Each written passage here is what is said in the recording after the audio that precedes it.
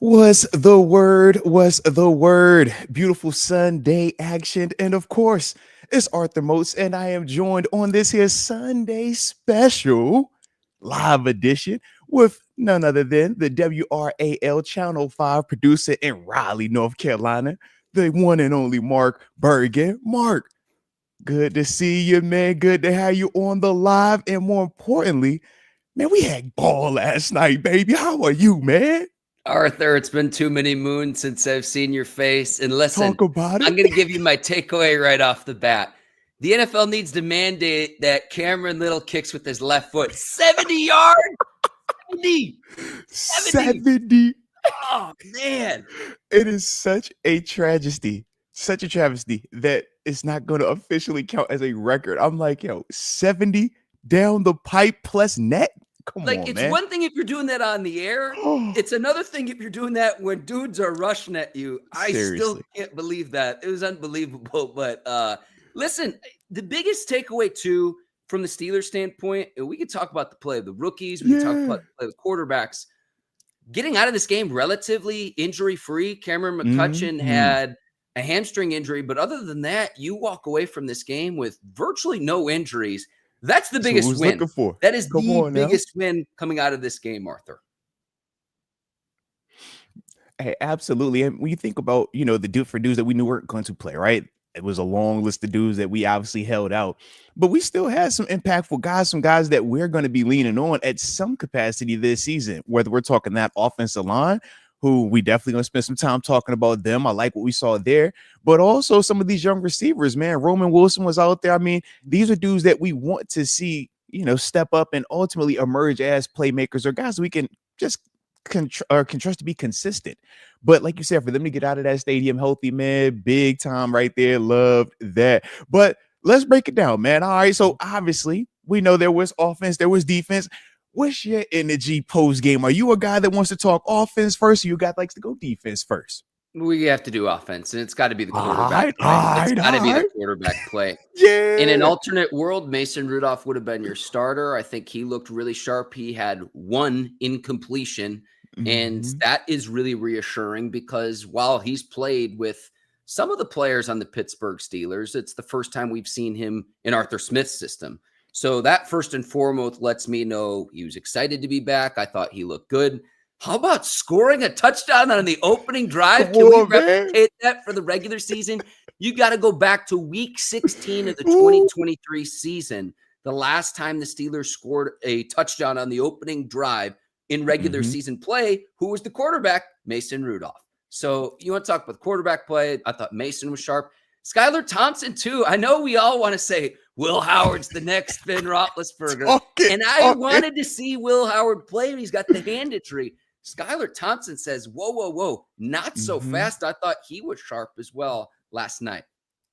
Listen, when you're talking about both of those guys, I thought that the thing that stood out was the veteran experience. We bring up Mason, and obviously you bring up him being the last quarterback to lead us to a opening drive touchdown. But remember, up until was it that Bengals game versus with Russell Wilson, we hadn't had 30 points scored in a game either since if I remember correctly, Mason Rudolph was out there. So that was also super refreshing to see, even if it was preseason. 31 points is 31 points, man.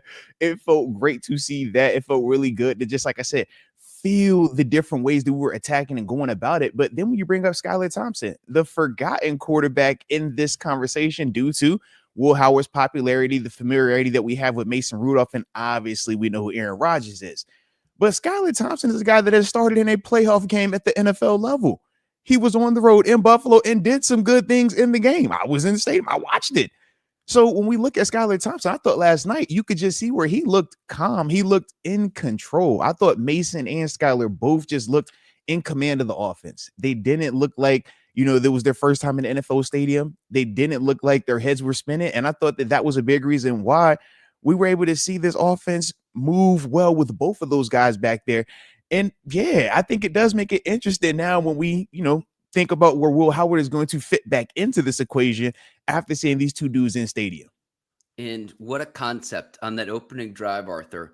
throwing it up to the big man, Darnell Washington. What a genius concept. Like, it's like I've been waiting for them. It only took us a whole year of Arthur Smith being here for us to figure that one out. Hey, All right. It only took hey, us we a year. got it. Better late than never. Better Yes. late than never. Yes. Yeah. But you see what a massive human that is and what a mismatch that is. It was like, I've been waiting for the Steelers to utilize Washington and the personnel that they have in the way that best suits them. I love to see the opening drive touchdown in last night's game. And it's like that's the closest we'll see to the starters play. Now, look, I got to go glass half empty here too. We're excited about the quarterback play and throwing the ball, slinging the rock down the field. There was some to be desired with the running game. I mean, I know Caleb Johnson threw the Jaguars' first pick.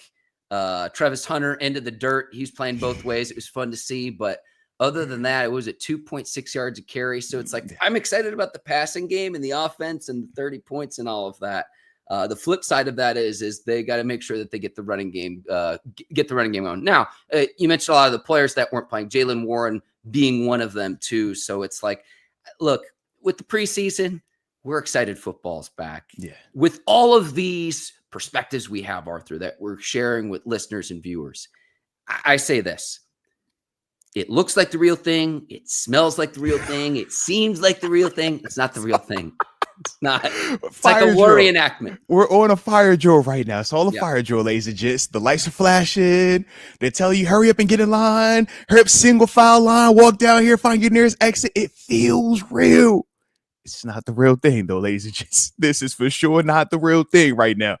But at the same time, though, we do get a chance to gather information. And even though it's not 100% authentic, apples to apples, we're still getting to see how a person's mind works, how they process the information, how some of these guys like a Roman Wilson handle the anxiety of being in their first NFL stadium with the NFL jersey versus a team that's not the Pittsburgh Steelers. And these are the things that we do get a chance to see when, I guess we'll say that the consequences outside of the injury perspective, the consequences aren't too damning at this stage when it's the preseason. So, like I said, man, there are some benefits to it, but yes, you do have to take it with the right context, man. You can't look at this because we know how it was that 2 years ago, undefeated preseason. I think Kenny Pickett was front runner for MVP coming out of that preseason.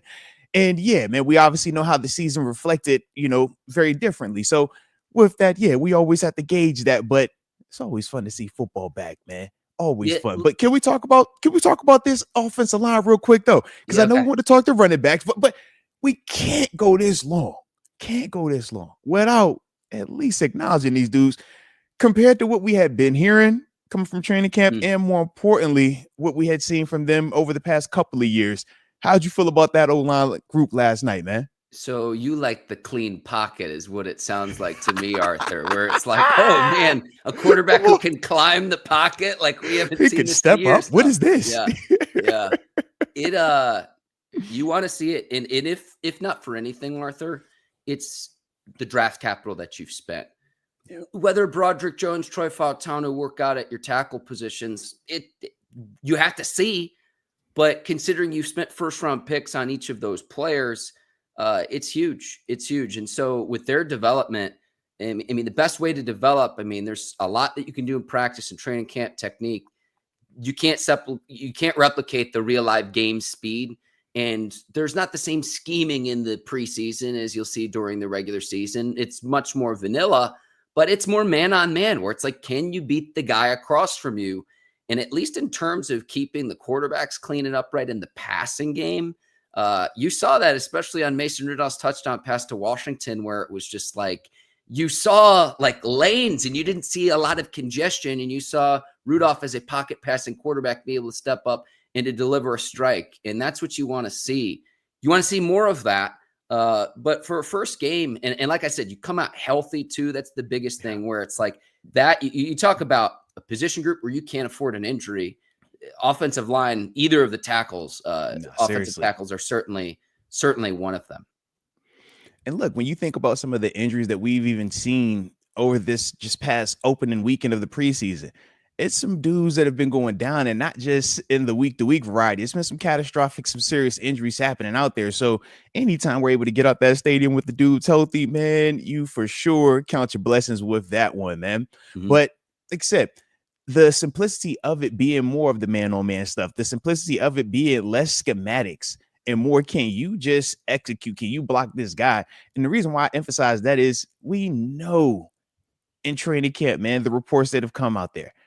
I mean, specifically Friday Night Lights, that was the one that obviously stuck out to me the most because of how much of the negative was associated with Broderick in one-on-one situations. To me, I like that. I don't think you can ever get enough of having positive outcomes in the stadium, man. Positive reps, man, where you're walking out saying, you know what?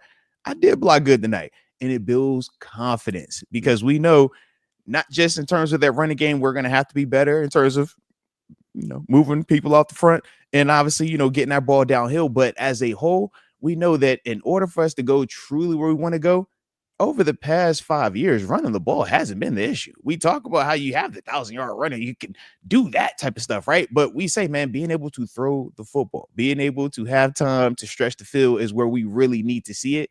So that's the part where good start, good step in the right direction. But obviously, this is going to be a long journey in terms of those guys getting to where we want them to be. But how'd you feel about these receivers, though, man? We got a chance to see some new faces out there, man. You mentioned Roman Wilson twice, Arthur. So I want to actually turn this back over to you. What did you see from? He's not technically a rookie. He's not like a Blake Griffin or Ben Simmons rookie, but he's red shirt rookie. He's a red shirt rookie, man. All but right. I know he had 2 receptions, but like it again. And I go back to my point about the draft capital. But what did you see from Roman Wilson last night? Because it was like, I was just like, finally.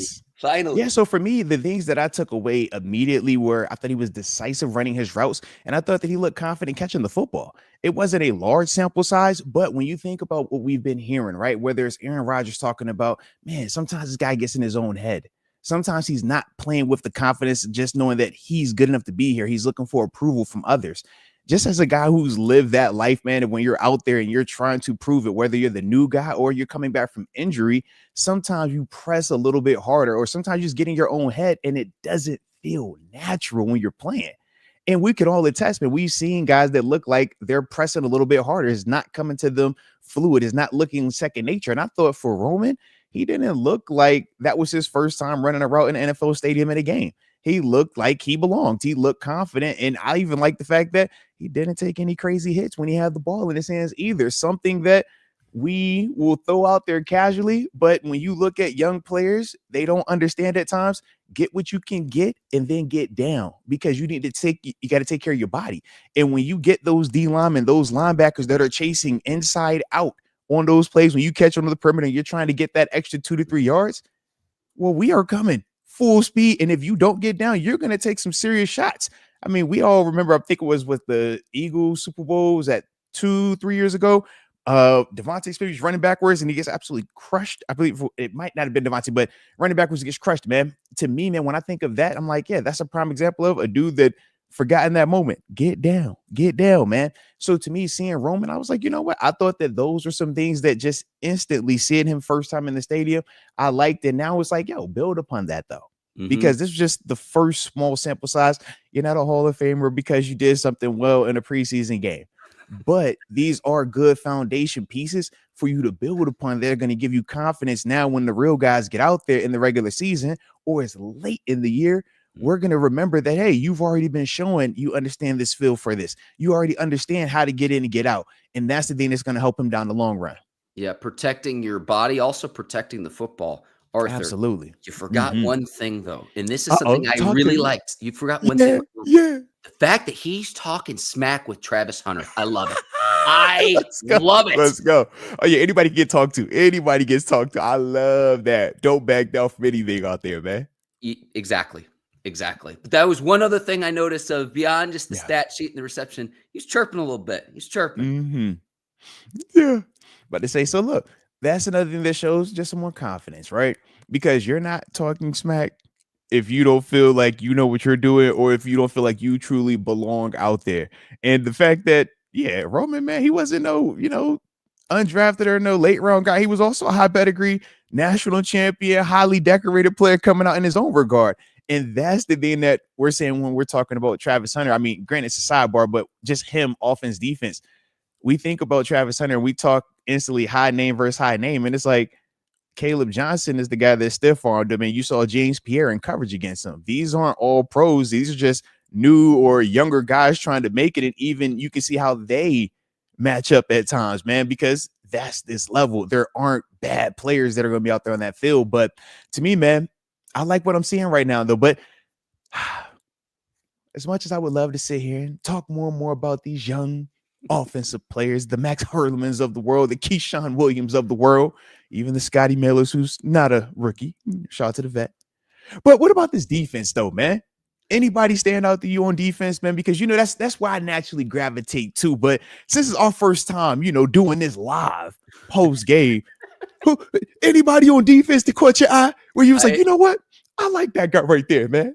I know it broke your heart a little bit that I had to start with the quarterback, Arthur, but I was hoping. I tried. I was hoping. I say, it's the first time me and Mark. Who knows? Maybe he'll surprise me. I already had quarterbacks, but I was like, maybe he's gonna surprise me today. All right. We'll go from the hunted to the hunter. How about Beanie Bishop? Let's go. It's gonna be hard to keep him off the field, but with Joey Porter Jr., Darius Slay, Jalen Ramsey, but this was a key contributor a season ago. And I look back in the stat sheet. I'm like, wait a second.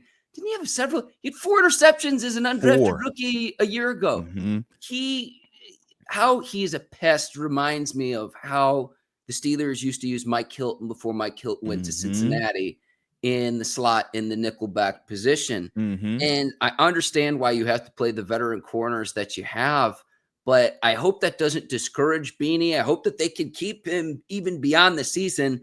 If you have injuries, I'm confident in him. The fact that Travis Hunter and everyone's, the 18 or 19 snaps that he played, they're freaking out, and it's fun to see Travis Hunter play both ways. But on one of the receptions they have, holding him short on a key third down conversion, yeah, you see Travis Hunter with the ball in his hands, but I look at down, distance, game situation, things that help you win and lose games, things that help get your defense off the field. Yeah. I thought Beanie Bishop was everywhere in last night's game. And I'm thinking to myself, like, how can the Steelers get him on the field? Now, I say this because how they rotate the DBs that they have with the versatility of a Jalen Ramsey. But that also doesn't discount Juan Thornhill got in on the action, and he can thump as well. He has playing experience in this division too. So you go from a position where it's like, man, beyond Joey Porter Jr., I don't know what we've really got, and Minka, to where that is now a position of depth.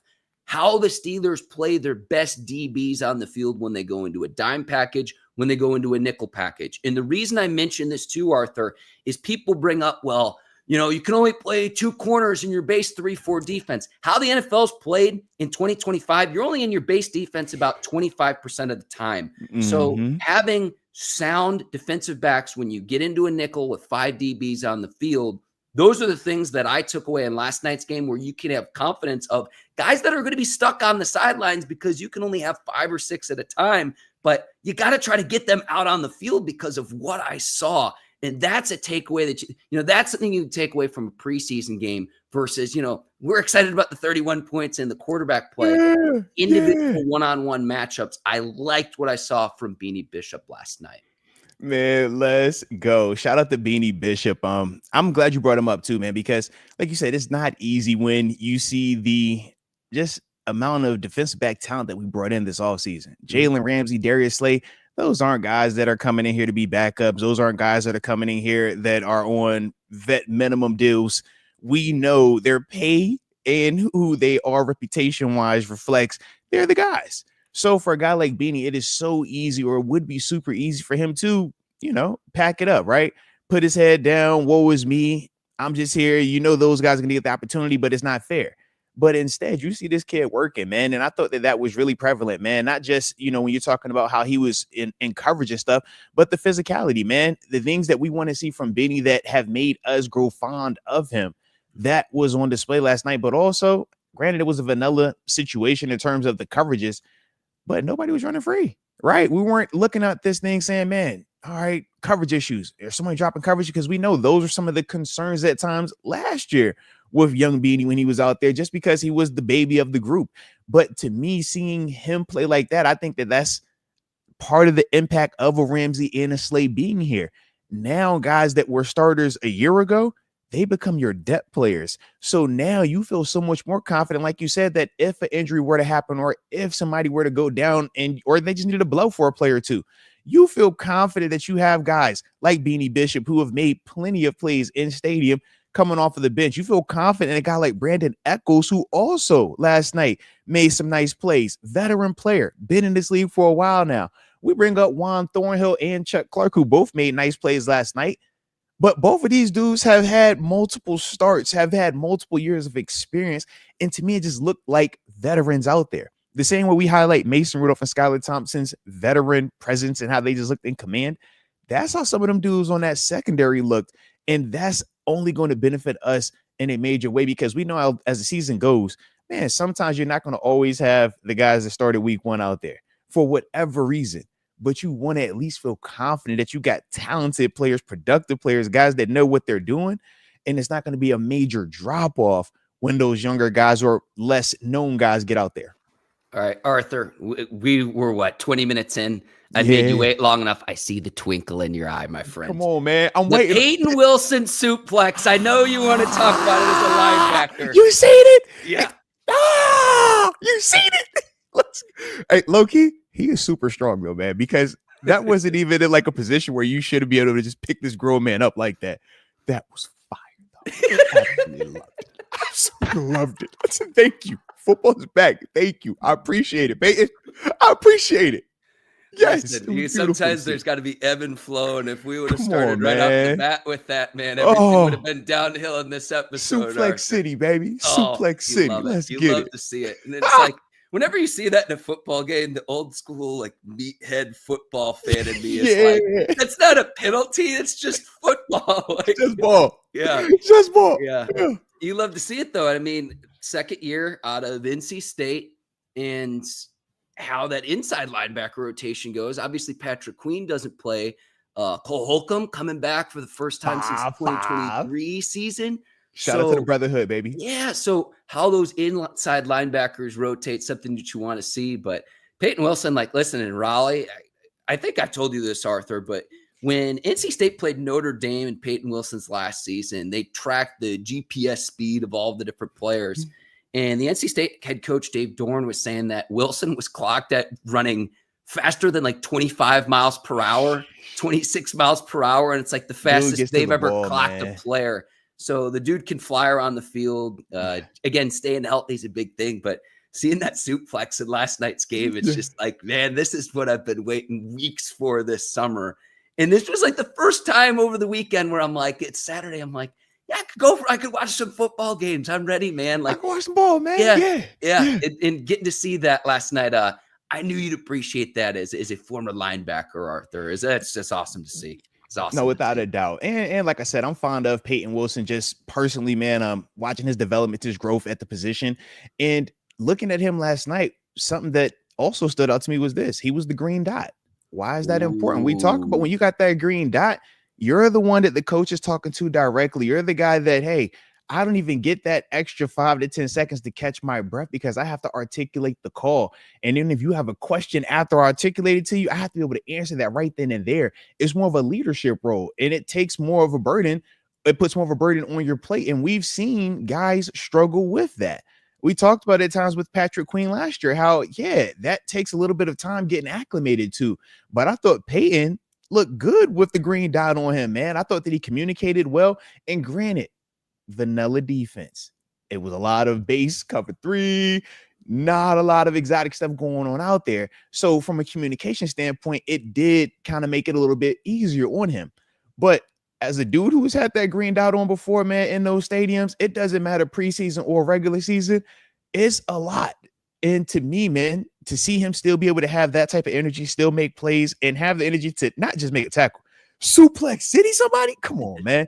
Because that as a player, man, you'll say to yourself, that suplex that took both 3 plays off, but just how much energy you gotta so you got to be wise about that thing with the green dot. You're talk on top of it. So, man, to me, that was another little side note that was impressive, man. And we don't know that, or we don't have any information that they're going to make that a full-time thing when Patrick Queen is back. But at least it is good to see him getting the reps and getting the experience so that if they ever did shift to Peyton being the green dot, we at least know that, okay, we've seen you in stadium have success doing this as well. Let's keep an eye on that. And that's a really good observation. And any of the listeners or viewers watching with the green dot defensively, it's like, isn't it just read, react, and just chase the ball carrier? No, got to get the defense lined up, right? Gaps, gap responsibility, coverage responsibility, stunts, fronts, all of that. You're the quarterback of the defense. Yeah. Absolutely, man.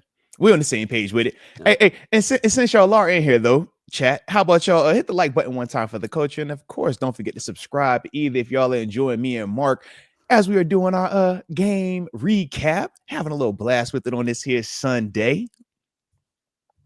I always like seeing the Yinzer chat of what people are saying. It's just like, oh man, the Pittsburgh humor since I've been doing Steelers pods, Arthur, is just like, it's my favorite, where it's just like usually you're along the same page, but it's usually a take from a listener, fan, viewer that's just like, I didn't think of it that way. That's genius. But I always call it the Yinzer chat as well. Very much so. I'm an adopted Yinzer as well. But I always love hearing what people have to say about last night's game. And it's like, it feels good to win, even though it's preseason and everything too. But listen, man, I don't mean to look past this, but I am excited for next week's game against the Bucs too, because we'll finally get to see the starters. That's probably the longest look that we'll get to see Rodgers and DK and Slay and Ramsey and all the veteran players who didn't play on Saturday night. We'll get to see in game 2, and then we'll see what Mike Tomlin and the Steelers decide to do for the third game against the Carolina Panthers. But I'm really excited for next week's game because that to me is going to be the closest thing that we'll see of what this team actually looks like in advance of the start of week 1 of the regular season. Now, real quick, how did you feel though about the decision to not play the amount of guys that we decided to not to play? And especially when you look around the league and you see, other teams having some of their starters out, some of the more proven, accomplished guys being out there, even at the quarterback position. We obviously know in this game that we just had against Jacksonville, they had their starters out there. Granted, they didn't play a long time, but we did see them.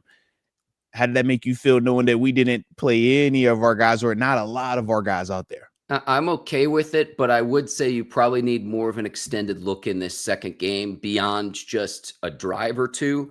But I almost think of the 3 guys that I think of immediately, and I'm not going to count Jalen Ramsey in this just because the Steelers just got him, but Aaron Rodgers at 41, Cam Hayward at 36. I put TJ Watt in this conversation now because he is also 30 years old. You almost have to protect players, especially those defensive players. I know that they're going to go 110% when they're out there. You have to almost protect them from themselves because they are veteran players. I am okay with more of the country club style preseason and training camp, bringing them along. We'll see what happens with this contract stuff, though, with Cam Hayward and Chris Boswell. I understand it with how the market has just continued to. I like how you threw Boz in there, too. I see you. All right. Well, I mentioned this in the preview of the game, Arthur, but I'm going to double down and say this again. You wonder, okay, who's leaking some of this information? When I first heard that Boswell was the lowest paid kicker in the division, I was like, whoa, that's really surprising. Then you find out he's the 8th highest paid kicker in all the NFL. So which facts do you want? Which one is it? Yeah. Where is that coming from? It's coming from either Boswell's agent, his camp. And look, I'm not going to fault a player for wanting to get as much money as possible. But the fact of the matter is Boswell's 34. Cam Hayward's 36 years old. Other than Calais Campbell, I don't know if I think it's Linval Joseph said there's not that many defensive linemen either the same age or older than Cam Hayward. So how that plays out, just what I'd say is keep an eye on it. Yeah. Now, if you're GM though, how would you do it? You cutting that extra check to Cam?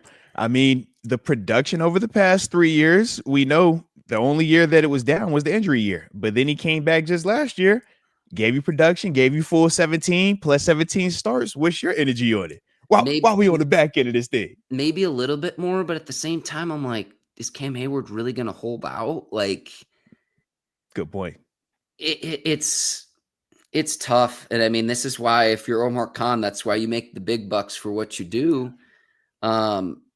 With Cam, it's a little bit different because when it comes to defensive linemen, he's in like 36. He's in the 30s for his position specifically. I think it's like the 18th highest paid. But here's the thing that's crazy about how much the salary cap has skyrocketed is when he and Boswell signed these deals, they were among the highest paid at their respective positions. So what is it? A year or two, no more than 3 years later, they're middle of the pack. I understand the situation that they're in, but maybe with Hayward, maybe a little bit more money. But again, like I go back with Cam. Yes, he's a first team All-Pro a year ago. If you're Pittsburgh, how much more can you keep relying on that? And that's why you draft Derek Harmon. That's why you draft Y.A. Black. That's why you draft Keanu Benton, is to restock that cupboard. Because again, I'm not talking about Cam Hayward specifically here, but defensive linemen in general for his age bracket, they're few and far between. So to answer your question, Arthur, I would just keep waiting and see how it plays out. Let's go. All right. I like the approach because everybody has a different approach with it. And you brought up something very, really astute. What is the likelihood that he actually would sit out? That he actually would say, you know what, I'm not going to go out there and play? Because we haven't seen anything show that he would take that course of action just yet. So, I mean, maybe Omar calls his bluff. That is also part of negotiation tactics as well, man. So we will definitely see. But always good to have these look, conversations. Pittsburgh needs him on the field one way or another. So figure out a way to make that happen point blank. I thought Pittsburgh did a great job a year ago in limiting his defensive snaps to where when you really need him, he can still be that first team All-Pro, but he's not stuck on the field play after play after play after play. I think it was 71% of the team's defensive snaps a year ago. It was his lowest total in several years, but he's still extremely productive. And, A gap, B gap, I talk about it all the time, but that's the area of the defense where if that falls apart, nothing else works on the outside. So you don't have a defense. You need Cam Hayward one way or another, but I'm going to keep watching this, but the fact that if he decided to hold out, I would be very surprised with that. But, Arthur, it doesn't even seem right. It doesn't even seem like that's a possibility because it's Cam we talking about. Yeah. But at the same time, we all lived the L Bell really sitting out a whole season. I feel like I'm just like, I don't know. I feel like anything is possible, man. Anything is possible. Yeah. It's, I know he, with training camp, he's done a lot more side work where a lot of times when they try to renegotiate the deal, TJ Watt's done this where they do the hold in where they're at practice, but they're doing work off on the side and not necessarily doing the team drills. I want to see how this continues to play out. And honestly, beyond injuries, let's get to week one healthy. The Cam Hayward situation is something that I'm really monitoring. With Boswell too, I know he's first team All-Pro. He was terrific in 2024. He's had 2 seasons with Pittsburgh where he struggled. With the understanding that when he's had down years, he's been injured. He's tried to work his way through injury and continue to play. But look, when the Steelers got across the 50 a year ago, almost automatic. So I get why you would need to pay him as well, even though, 34 is not what it just used said to be either. So, but you started the show talking about how a kid last night hit from 70. Yeah. Good point. Second year in the league. That's 70. He had down the middle. He had room to spare too. Center cut, dude. It would have been good. It would have been good from at least 72. Yes, center cut, hit the net. Yeah. Because when you, I feel like even 10, 15 years ago, it would be even 50 would be oh, this is a tough field goal. Yeah. Dude just drills from 70 last night as if 70. It's just oh yeah, it's casual. Is just what I do. Yeah, it's casual. Yeah. I'm like, does that have an impact long-term on kickers in terms of them contracts? Because I'm over here whoa, hey. Do we need to lock it up just yet? Just pause. Just, if those type of things are just walking around on this earth, they kick them from 60. And it wasn't they weren't in Colorado. Mark, they weren't out there in the mountains. They were in Jacksonville, Florida, Duval County. Yeah, the Steelers aren't getting From 70 in Duval, bro. Yeah, What? yeah. The Steelers aren't getting back on the plane until Little's on the plane with them. Yeah. They make you an offer Like, you what? can't refuse. It's crazy. It's crazy. Yeah. I can't, like, Tucker. I mean, like, what was it? I remember back in the day, the Raiders tried a really Yeah. long pick with Seabass, Sebastian Mhm. Janikowski. Everything, but nobody was sitting outside of Denver, or you even when Tucker broke the record, it was in Detroit, and it was off the crossbar. Remember, it was the doink. Yeah, the 70 doink in down the middle is nuts, man. with room to spare. Nuts. And again, it's one Yeah. thing to do that on the air, but against a live rush too, where you can't In kick game. it as low. You can't kick it as low with the pass rush coming on. I want to see them try it again. Like, I want to, like, let's Do go. it in state. I need it in the regular season so it can count. I'm like, this is crazy. See, I still This count. I field don't goal doesn't understand count. this. I don't It's understand crazy. this. Like, again, if it were on air, it'd be one thing, or if it were like, Yeah. I don't know, in other leagues, if they do like a 7-on-7, or if it's not a full, Yeah. if it's a full 11-on-11, I count this preseason or not. I count it. Mark, look, man. As much as I wanted to count because I got an interception that's out there in the preseason on Geno Smith, I'm just like, yo, they just don't carry it over to the regular season. All right, they just don't carry it over. Now I can show you how to fill it. I can pull the play up. I got pictures of the play. I signed the pictures and everything. This is so beautiful. It was in stadium. We all got all our gear. We all were hitting. We was playing full speed. Injuries happened. There were real life injuries taking place out there. But for some reason, we don't count those plays. So the 70-yard field goal, as much as I wanted to count for my man, that's in my heart, it count. All right. The same with my interception count. Let me ask you this. When you're coaching the kiddos at Steelers camp and they say, Mr. Moats, who is your, what's an interception? Do you tell other people that's like, oh yeah, I've intercepted Geno Smith? Oh, 1,000%. And I got the pictures and video to prove it. What are we talking about? What? Yes. My son still plays with the football. Absolutely. Yes. It counts. It counts to me. Yeah, it definitely counts. This is the Geno Smith ball. Oh, yeah. You better believe it counts. He's my favorite. They wrote him. He still ain't wrote back. All right. Stop playing with him. Was this when he was with the Jets back in the day? This is the Giants. This TJ Watt's first game with the Steelers, man. Our first preseason game together. My last year here, man. So yeah. But that's 17 then? Yeah, 2017. Absolutely. So I always keep it. I'm like, yo, that's my little, I like this right here. But it technically doesn't count, but it counts to me though. Hey, the pride of West Virginia. The pride of West Virginia has nothing on Arthur Moats. Nothing. Let's get it, man. But like I said, man, it's a fun little Sunday recap, man, for the first preseason game, man. Hopefully you enjoyed it. I know I had a blast with it. And chat, if y'all enjoyed it as well, you already know. Hit the like button. Don't forget to subscribe either. But with that being the case, man, we'll see how we fare this upcoming week versus the good old Tampa Bay Buccaneers as they come to town. We will have joint practices with those guys as well. And of course, man, be on the lookout. Mark is going to also have some of them previews popping up, man. So definitely keep tapping into the content that he is dropping and all of the content that we have dropping on the channel. But either way, we definitely appreciate each and every one of y'all for tapping in with us today. And until next time, baby, peace.